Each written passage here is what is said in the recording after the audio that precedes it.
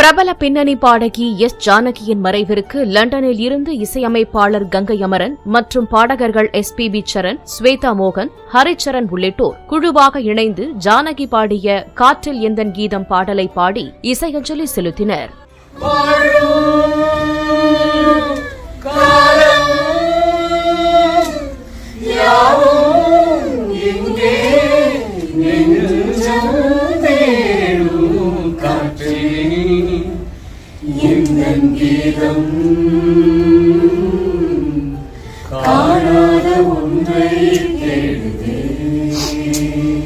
S Janaki அம்மா அவர்களுக்கு சமர்ப்பணம். இறைவனடி சேர்ந்தவர்களுக்கு நிச்சயமாக இறைவன் மன சாந்தி கிடைக்கணும். எல்லாம்